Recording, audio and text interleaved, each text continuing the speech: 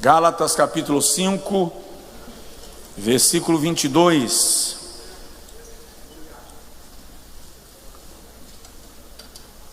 Olha para mim, deixa a Bíblia aberta. Vamos lá? Mas o fruto do Espírito é, vamos juntos, amor, alegria, paz, longanimidade,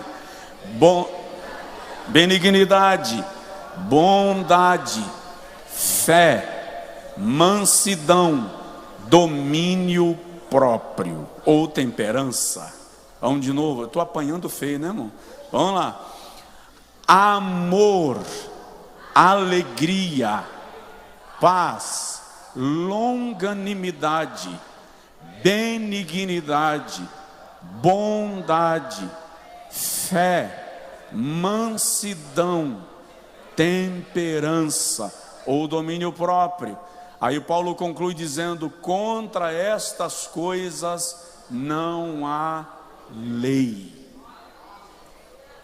Agora diga comigo: Senhor, opera isto na minha vida. Amém. Pode sentar, querido. Hoje eu me assentei para estudar sobre fidelidade. E depois de quase concluindo o estudo, lembrei-me que semana passada a gente não concluiu sobre bondade. Então nós vamos dar continuação ao assunto da semana passada, falando sobre o fruto da bondade. Lembrando aos irmãos o que tenho dito todas as terças aqui nessa série de mensagens, que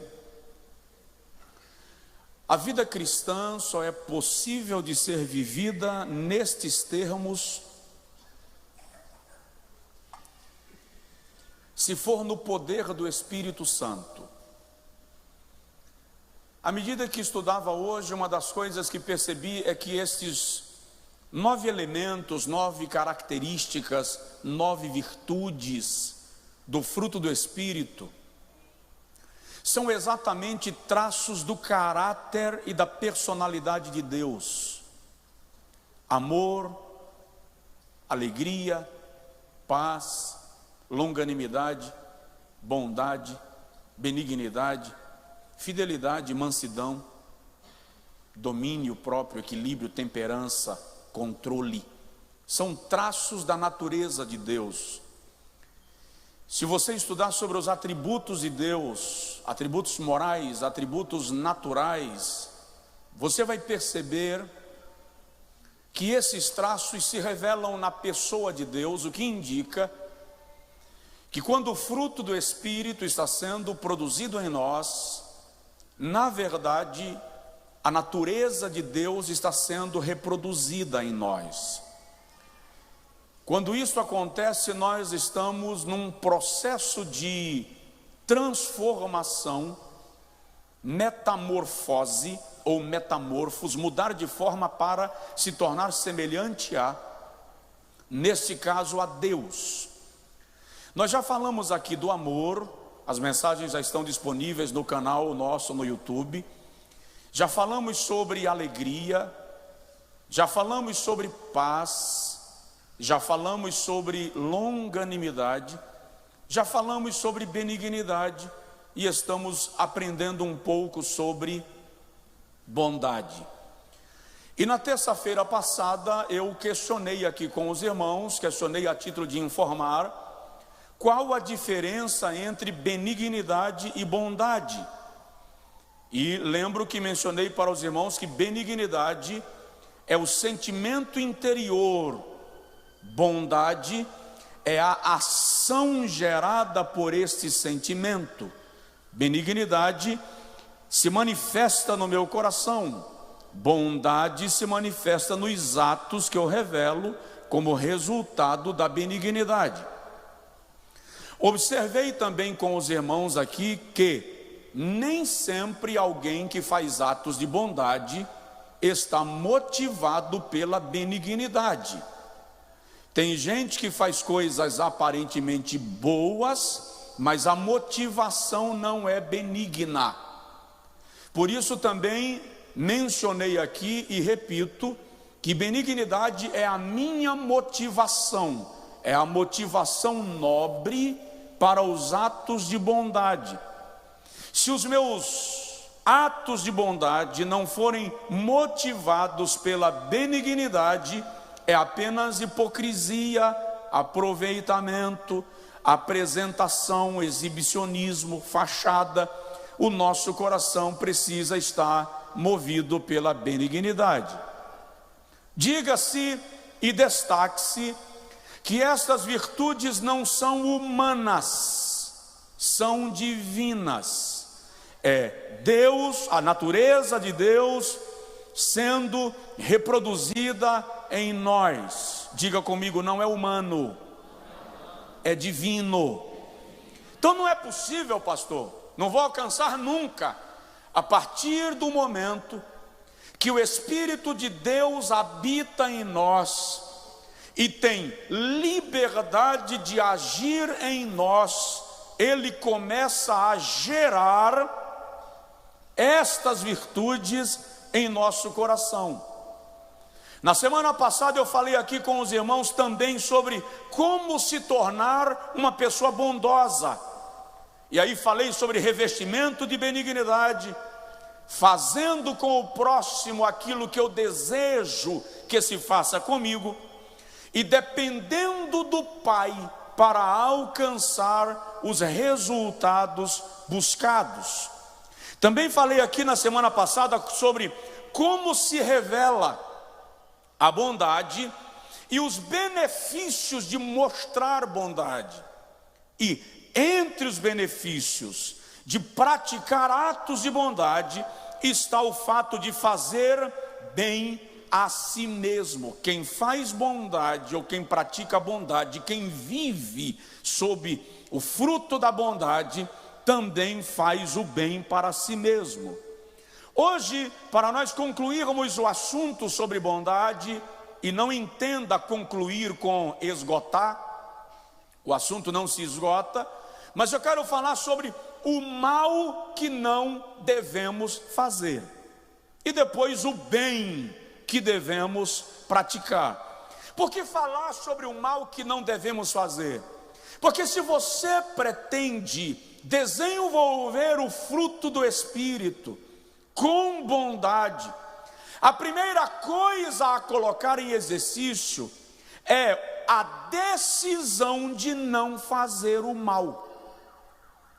Quando você nega-se a praticar o mal, você já está gerando atos de bondade.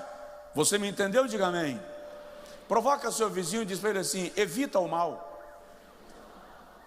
Primeira carta de Paulo aos Tessalonicenses, capítulo 5, versículo 22, Paulo diz assim: abstende-vos, afastem-se, recuem de toda a aparência do mal. Então eu quero que o Espírito Santo produza bondade em mim, mas eu estou fazendo o mal para alguém, machucando, esmagando, ofendendo, ferindo. Já renunciei à decisão de produzir o fruto do Espírito. O interessante aqui é que há uma interdependência.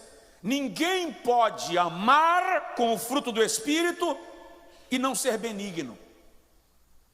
Ninguém será benigno como o fruto do Espírito e não sentirá alegria por isso. Porque o próprio Espírito Santo gera no teu coração o resultado da obediência à sua palavra. Então não dá para ser cheio de mansidão, mas não praticar domínio próprio. Esse fruto do Espírito gera uma interdependência. Quando uma característica dessa é gerada em nós, as outras também são produzidas concomitantemente. Você está me entendendo? Diga amém. Então, o mal que eu não devo fazer. Vamos lá para Romanos, Epístola de Paulo aos Romanos, capítulo de número 12, por gentileza. Romanos, capítulo de número 12. Primeiro, o mal que eu não devo fazer é o mal da hipocrisia. O que é hipocrisia? A palavra hipocrisia, em seu sentido etimológico, tem a ver com o ato de representar. Por exemplo, em Atenas e em Corinto, os atores dos teatros e das apresentações públicas eram conhecidos como hipócritas. E não tinha o sentido pejorativo que tem para nós hoje. Ele era chamado de hipócrita porque antes de assumir o seu papel na cena, pintava o rosto com uma máscara para representar o seu personagem. Quando ele descia do palco, lavava o rosto, tirava a tinta ou a cera.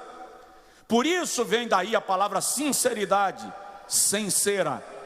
Aquele que tirou a tinta, aquele que tirou a máscara e agora está vivendo ele mesmo. Então, sinceridade vem da palavra sem cera ou aquele que retirou a máscara, aquele que retirou a tinta. Hipócrita, portanto, é aquele que não está sendo genuíno, verdadeiro, original, está representando. E a Bíblia nos orienta, se eu estou produzindo frutos de bondade, a hipocrisia não será resultado da bondade. Romanos, capítulo de número 12, versículo de número 9, o apóstolo Paulo nos admoesta e diz assim: o amor seja não fingido, aborrecei o mal e apegai-vos ao bem.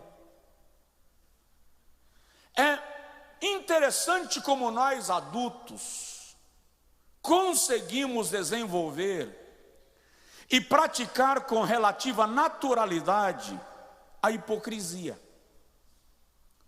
É incrível como muitas pessoas às vezes estão falando muito mal de fulano, de seu Zefirino, e quando o seu Zefirino chega, tece elogios na frente. O nome disso é fazer o mal. Quem tem o fruto da bondade não se comporta sob esta prática, porque rejeita na sua vida a hipocrisia, tira a máscara, ou seja, trata as pessoas com generosidade, com sinceridade, sem a necessidade de mentir para elas. Não significa que você será deseducado e deselegante se você tem um problema com alguém. Seja gentil, seja educado e seja cristão. Uma das críticas que Jesus mais lança sobre os fariseus é da sua hipocrisia. Jesus inclusive cita que eles jejuavam, não lavavam o rosto, não lavavam a boca, para que as pessoas que conviviam com eles percebessem que eles estavam jejuando. Aí Jesus diz: hipócritas. A hipocrisia deles era tão grande que eles cometiam pecados mais bizarros do que a multidão, e no entanto exortavam a multidão ao ponto de Jesus dizer: vocês são sepulturas caiadas, vocês fecham a porta do céu, de modo que não entram nem vocês, nem aqueles que o desejam. Mateus capítulo 23. Então nós precisamos pedir ao Espírito Santo que, como fruto da bondade, sejamos despidos da hipocrisia e tratemos uns aos outros com cordialidade, empatia generosidade e amor fraternal. Dá para dizer amém? Lembrei agora do testemunho do casal que convidou o pastor para almoçar na casa deles. E o casal tinha uma criança de 7 anos, 8 anos de idade. E quem tem criança nessa idade, fica atento. Quando o pastor está lá sentado à mesa para o almoço, a criança chegou, olhou para o pastor de um lado, virou, foi lá, olhou o pastor do outro lado. A mãe ficou sem entender e disse: meu filho, por que você está olhando para o pastor assim e tal? É o nosso pastor. A criança falou: é que meu pai falou que ele tem 2 caras, eu estou procurando a outra. Então, esse descuido da hipocrisia coloca a gente em situações vexatórias. Segundo mal que não devemos praticar. Lá vai. Olha como a gente peca em situações tão comuns. Lentidão em servir. Lentidão no servir é o mal que nós não devemos praticar. Poder socorrer alguém agora e deixar para depois é fazer o mal. Poder responder na hora e deixar para responder depois é fazer o mal. Romanos capítulo de número 12, versículo de número 14, o texto diz assim, versículo 11: não sejais lentos, vagarosos, procrastinadores no cuidado. Tiago é o apóstolo mais agressivo em suas colocações. Tanto Tiago era agressivo que Lutero, quando organizou a versão luterana do texto bíblico, colocou a epístola de Tiago depois do Apocalipse. Porque depois que o cara leu o Apocalipse, o mundo já se acabou mesmo. Ele não precisa mais ler Tiago. Porque Tiago bate muito na questão das obras. Enquanto Lutero, que se converteu pela leitura de Romanos capítulo 1, versículo 16, que o justo é salvo pela fé. Então Lutero entende que as obras não representam nada diante de Deus. Porém Tiago vem e diz assim: o teu irmão chega na tua casa, passando por necessidade, capítulo 2, você pode socorrê-lo e em vez de ajudá-lo, você bate no ombro e diz: o Senhor te abençoe. E dispensa o teu irmão com a mão vazia. Tiago diz: hipócrita, mostra-me a tua fé e eu te mostrarei as minhas obras.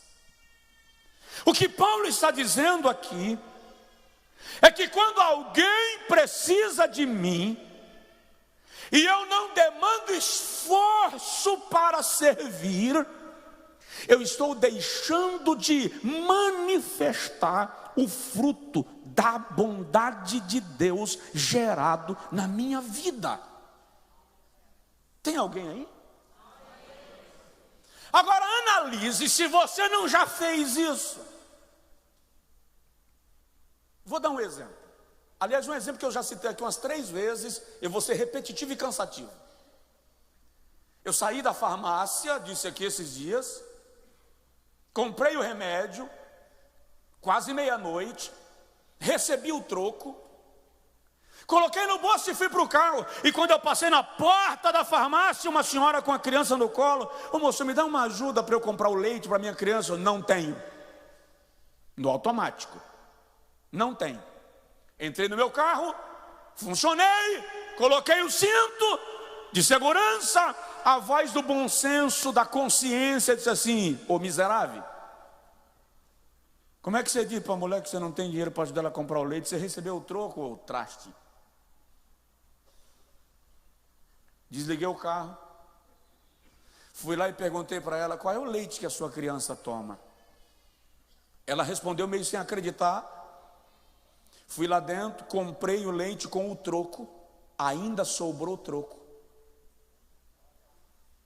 Ou seja, eu tinha. Quando eu dei o leite para ela, quase ela fala em línguas. Não falou em línguas porque eu não fiz a oração para ela ser batizada com o Espírito Santo na hora. Ai, graças a Deus, vou para casa fazer o leite do meu filho. Vim embora. Presta atenção.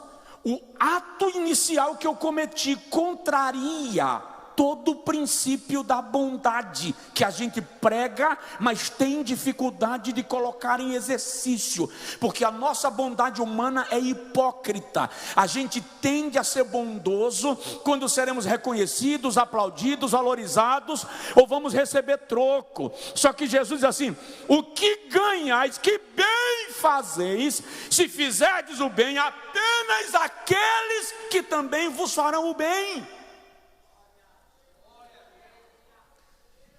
Não sejais vagarosos no cuidado. Provoca de leve seu vizinho e diz para ele assim: se puder servir, sirva.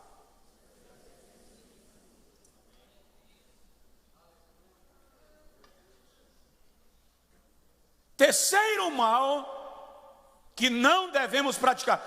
Por que está falando isso? Porque eu estou falando de bondade. Se você quer produzir bondade, evite maldade. Então, terceiro mal que eu e você não podemos praticar: amaldiçoar. O que é amaldiçoar? Maldizer, falar mal, falar contra. Tiago diz no capítulo 3, aqui Tiago puxa a nossa língua e faz um nó. Porque ele diz assim: da mesma boca não pode proceder bênção e maldição. Aí ele diz: assim como a árvore boa não produz frutos bons e frutos maus, assim como uma fonte não produz água doce e água salgada, a mesma boca não pode abençoar e amaldiçoar. Olha para mim, porque Tiago vai dar uma chapuletada na gente agora. As palavras que têm saído da sua boca são de bênção ou de maldição? Essa é a primeira pergunta. A segunda: que fonte você é? De água doce ou de água salgada? Porque não dá para abençoar a este e amaldiçoar a este.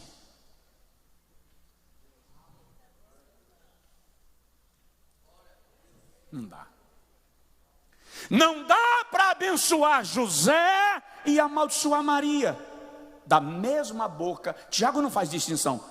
A questão não é o terreno que vai receber a água. Não importa se o terreno é árido, arenoso, pedregoso ou não. O que está em questão aqui é a água e não o terreno. O terreno é ruim, mas a água é doce. Se não produzir é porque o terreno é ruim, mas a água é doce. É isso que Tiago está dizendo para nós.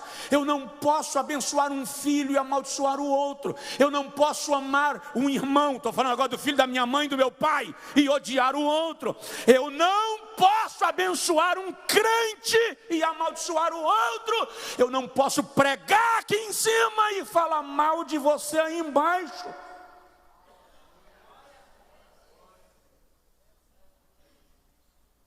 É nisso que nós estamos apanhando. Porque nós estamos achando que Deus está muito feliz. A gente canta, a gente prega, a gente ora. Eu passo a noite em oração. Se você soubesse o tanto de jejum, não é nem jejum, de jejum que eu faço. E eu oro de madrugada. Mas a minha língua coça com a vida do irmão. Isso é amaldiçoar. Isso contraria o fruto da bondade. Tem alguém ainda na igreja? Romanos 12, 14. Abençoai aos que vos perseguem. Abençoai e não amaldiçoai.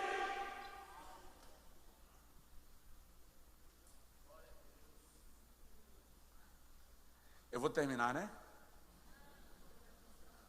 Levítico capítulo 19, versículo de número 16. Eu vi esse texto é um escândalo de Deus para nós. Não andarás como mexeriqueiro no meio do teu povo, nem te porás contra o sangue do teu próximo.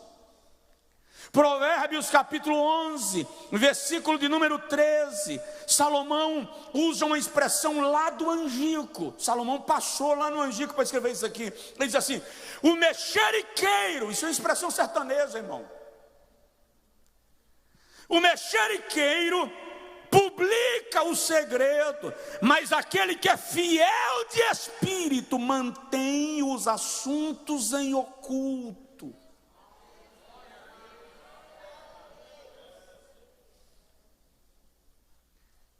Eu produzo o fruto do Espírito, mas eu gosto de uma fofoca legal. E eu já disse aqui, eu sou muito radical com isso. Fofoqueiro, para mim, não é só quem fala. Quem gosta de ouvir também.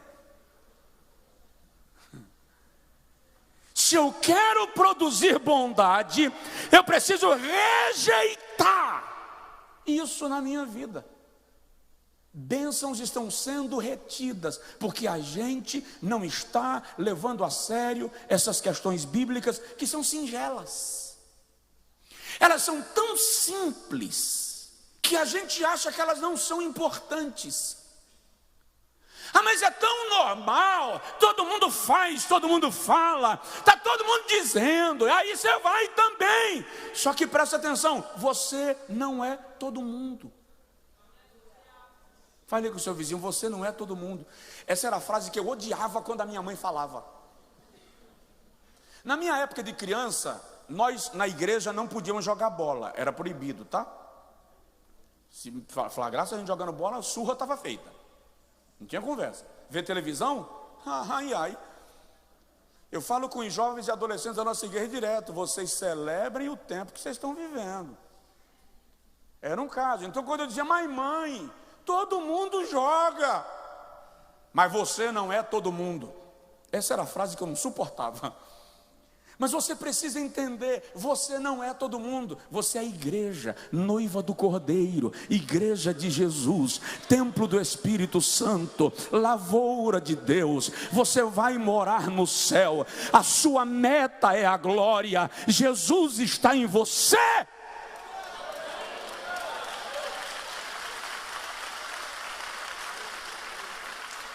Então, rejeita. Quarto mal que eu e você não podemos fazer: retribuir o mal. Romanos 12, versículo 17, Paulo diz assim: a ninguém torneis o mal por mal. Procurai as coisas honestas. Fez comigo? Toma lá da cá. Deus levou. Você não pode. Diz aí para o seu vizinho assim: você não pode. Mas pastor, eu estou com tanta vontade de devolver. Na medida, pastor, eu já até planejei. Eu lembrei agora do meu avô. Eu era menino, o moleque, o menino xingou minha mãe. Quer ver um menino nervoso? Mexe com a mãe dele. Eu não era diferente, xingou minha mãe, vai ter problema. E eu era bom de pedra, eu não errava uma. E eu olhei para o camarada e fiz assim: você é homem? Vem xingar minha mãe mais perto de mim. Ele era homem, ele veio. Enquanto ele caminhava, eu agachei, procurei uma pedra. Eu girei a pedra na mão para eu sentir qual era a ponta que eu queria. Eu sabia tirar a pedra. Eu não vou nem dizer como é que eu ganhava dinheiro para comprar o geladinho da escola. Quando o menino chegou no ponto onde eu queria, meu avô aparece na porta da padaria. Josué, vem cá, meu filho. Isso agora não, vô. Josué, vem cá, filho. Já vou. E esperando o menino. Eu queria que meu avô saísse para eu Meu avô fez assim: Josué. Todo mundo conhece esse tom. Lá vou eu para o meu avô com a pedra guardada aqui atrás. Quando eu cheguei no meu avô, ele perguntou: seu pai lhe ensinou a orar o Pai Nosso? Ensinou. Ora aí para eu ver se ele ensinou certo. Disse, mas agora, avô? Eu estou querendo dar uma pedrada em alguém, meu avô manda eu orar o Pai Nosso, irmão. Não, ora rapidinho, e eu disparei. Pai nosso que está no céu, santificado seja o teu nome, venha a nós o teu reino, seja feita a vontade na terra como no céu, por nós cada dia nos dá hoje, perdoa nossas dívidas, assim como nós perdoamos nossos devedores. E meu avô disse: para. Eu disse: para por quê? Eu errei? Não, você falou certo. Só que você vai pedir a Deus para perdoar os seus pecados, como você acabou de perdoar o menino que xingou sua mãe. Perdoa as minhas dívidas, assim como. Quando meu avô disse isso, eu entendi o que ele queria. Abrir a mão aqui escondido e deixei a pedra cair. Ele fingiu que não viu, e o menino escapou. E eu aprendi a lição de que você não pode retribuir o mal pelo mal, se você está produzindo em sua vida, pelo Espírito Santo, frutos de bondade. Eu estou dizendo isso insistindo, porque tenho certeza que exatamente agora, Deus está mudando o pensamento de alguém acerca de uma situação pessoal. Aquieta o teu coração e deixa Deus trabalhar. Aleluia! Último lugar, o mal que você não deve fazer: vingar-se. Não entendi, pastor. Qual é a diferença de retribuir o mal pelo mal e se vingar? É que retribuir o mal pelo mal pode ser uma reação involuntária do ímpeto, do impulso. Pisou no meu pé e eu... A vingança é planejada, é pensada. E em Romanos, capítulo de número 12, versículo 19, Paulo diz assim: não vos vingueis a vós mesmos, amados, mas dai lugar à ira, porque está escrito: minha é a vingança e eu retribuirei, diz o Senhor. Mas pastor, a Bíblia manda dar lugar à ira. Dá lugar, varão. Dá lugar, vaza. Sabe aqueles torneios espanhóis que na arena o touro enfurecido vem contra o... Qual é o termo? O toureiro, né? E quando o touro vem, o toureiro dá lugar. Dar lugar ali não significa deixar operar, significa de passagem.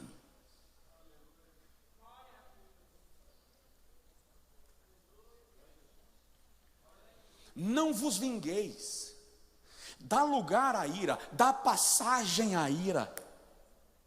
Porque está escrito, diz o Senhor: minha é a vingança, eu retribuirei. Presta atenção, não importa o mal que você sofreu ou esteja sofrendo, está te esmagando e você está com vontade de dar lugar à ira. Por quê?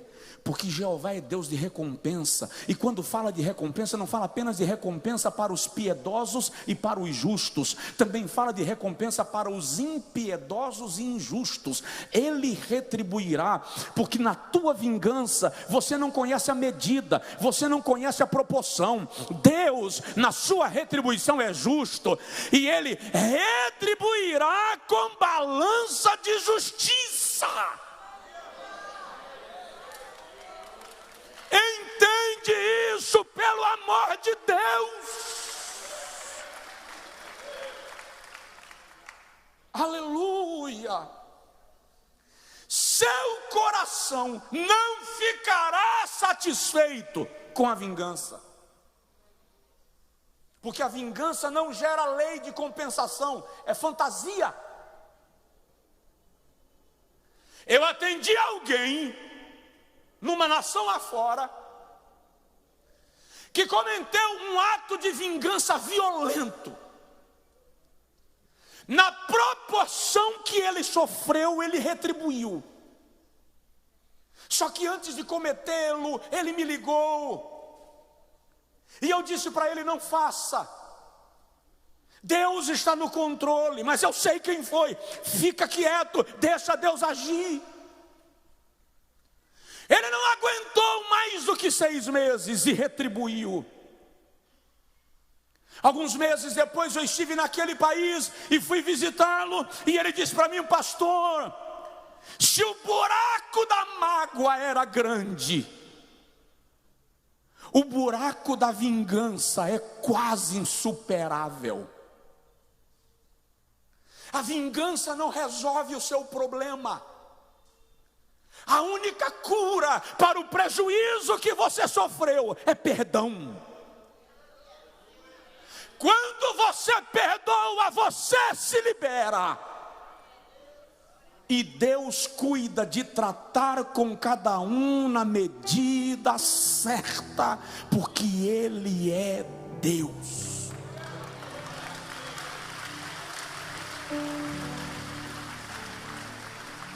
Provoca seu vizinho e diz para ele aí: perdoa.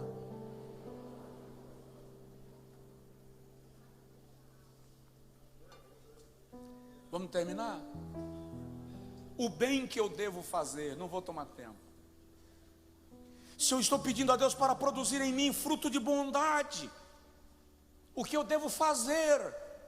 Pratique o amor, que é fruto do Espírito. Ame.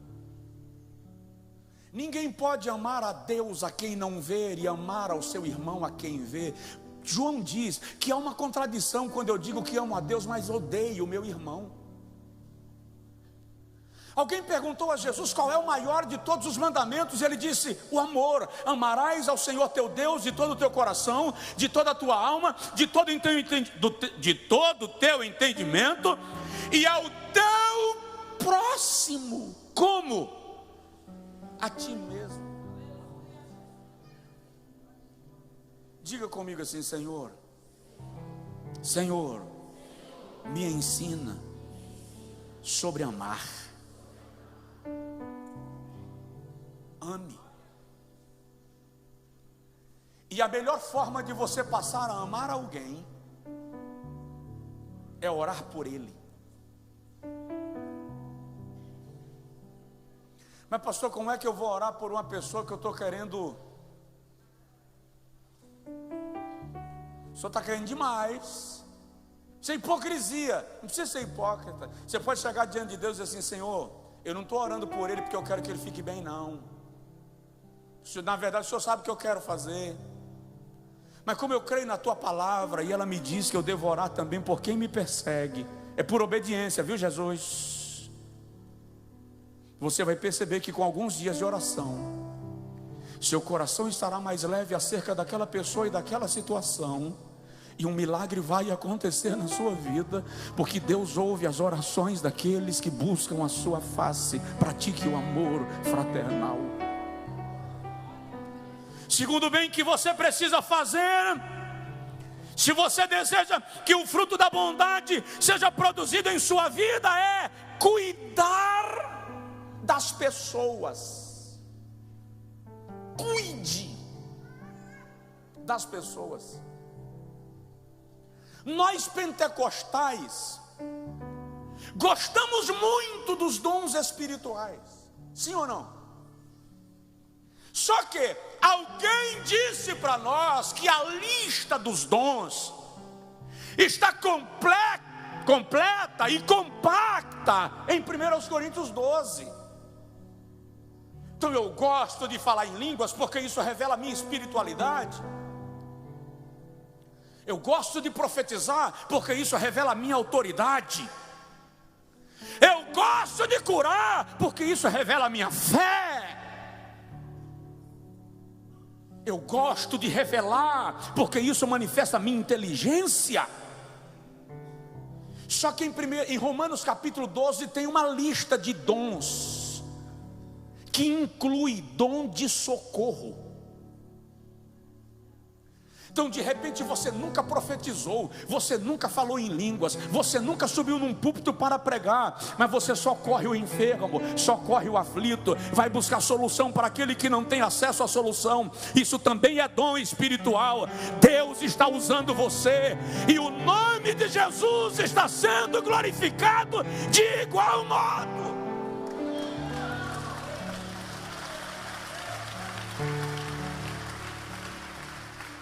Ou nós achamos que a parábola do bom samaritano está querendo nos ensinar o quê?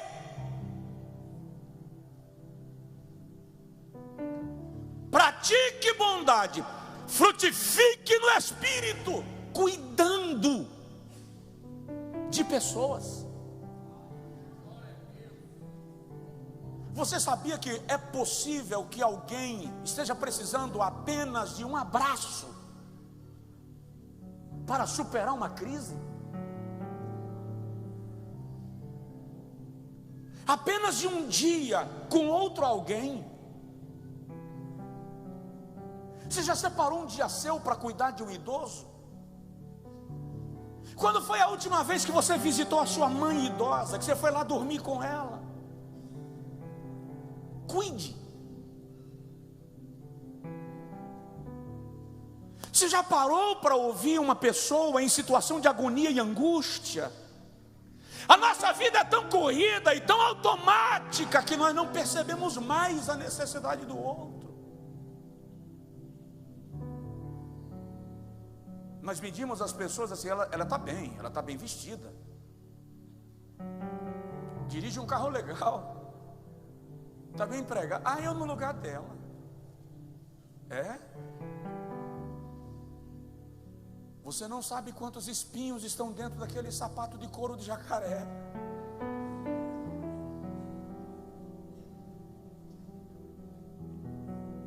Você não sabe se o pedaço da espada que traspassou aquela pessoa já foi tirado de dentro do peito. Pode ser que toda aquela roupagem seja apenas uma tentativa de esconder um ferimento. Cuide de pessoas. Diz para o seu vizinho: cuide de pessoas. Cuide de pessoas, porque isso é cristianismo. Línguas estranhas não é cristianismo. Profecia não é cristianismo. Isso é manifestação sobrenatural do poder de Deus naqueles que são cristãos genuínos. Socorrer, amar, auxiliar, estender a mão, isso é cristianismo. Se você quer produzir o bem, pratique humildade. Pare de se sentir melhor do que o outro só porque você está num patamar superior. A vida é uma roda gigante. Quem está no topo hoje pode estar na parte mais baixa amanhã.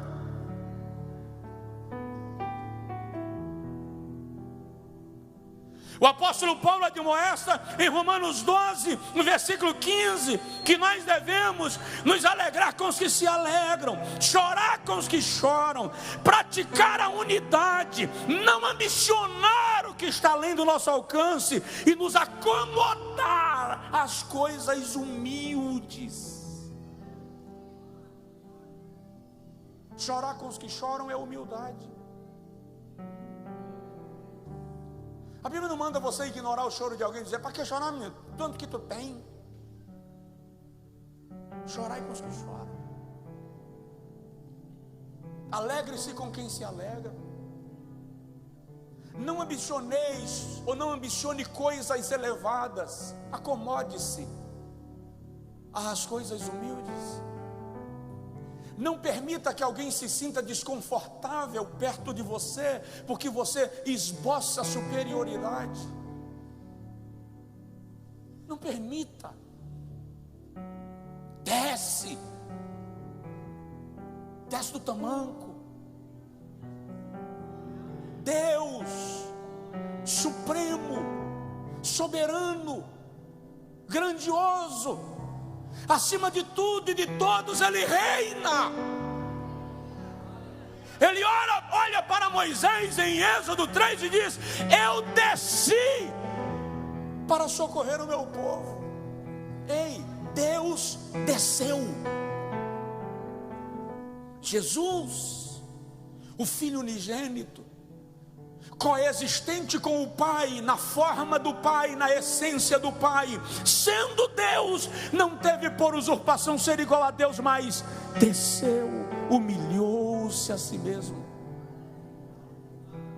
O Espírito Santo, o Espírito da santidade, o Espírito da graça, o Espírito de poder, o executivo dos atos de Deus, aquele que adorna a igreja, aquele que opera e inspira a palavra, aquele que confirma o dito de Deus, Ele desceu no dia de Pentecostes para habitar na igreja. Se o Pai desceu, se o Filho desceu, se o Espírito Santo desceu, o que nós estamos fazendo aqui em cima?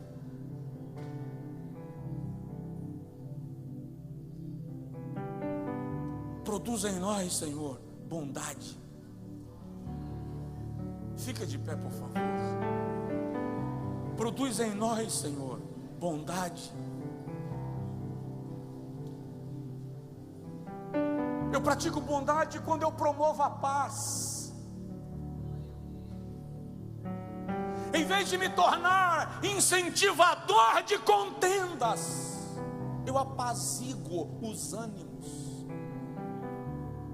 acalmo o espírito. O apóstolo Paulo nos admoesta em Romanos 12, 18: no que depender de vós, tende paz com todos os homens. Pedro diz na segunda epístola, capítulo 3, versículo 11: busque a paz e siga. Já falei sobre paz aqui. Promova a paz. Paulo diz aos Coríntios, segundo aos Coríntios 5,18, que Deus nos deu o ministério da reconciliação. Nós não fomos chamados para dividir, não fomos chamados para aumentar a contenda, nós fomos chamados para promover a paz, para promover a unidade, para promover a comunhão e a reconciliação. Aleluia! Isso é fruto do Espírito. Por que a gente valoriza tanto os traços do poder de Deus e não valorizamos os traços do caráter de Deus? Amor, vamos juntos? Amor, alegria, paz, longanimidade, benignidade, bondade, fidelidade ou fé, mansidão, domínio próprio, temperança. Coloque a sua mão no peito, na cabeça, se você preferir. Ore do mais profundo de sua alma.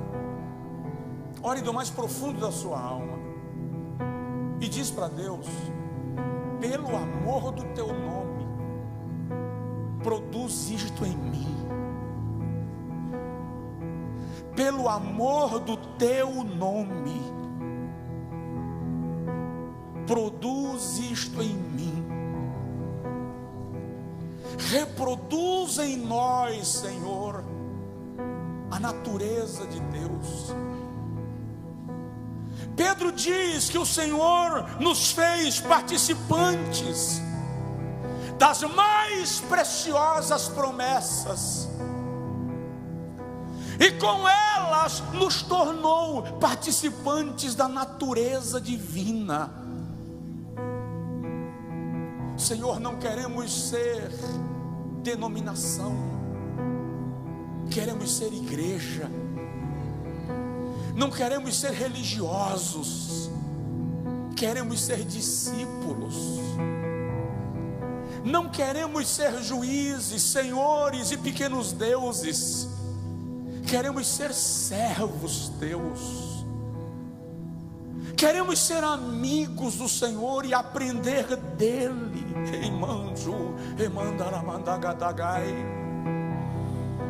Queremos que a natureza de Deus seja gerada em nós, para que o mundo veja que o Senhor existe e existe em nós.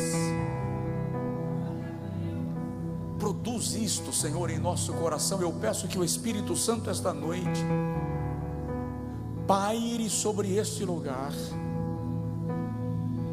e comece a gerar no nosso interior. Tem gente em casa acompanhando o culto, Senhor. Tem gente em casa que desejaria estar aqui esta noite. Alcança a sua alma na tua onipresença. Produz em nós o amor, a alegria, a paz, a longanimidade, a benignidade. Produz em nós a bondade e a fé, a mansidão e a temperança. Em nome de Jesus. Em nome de Jesus.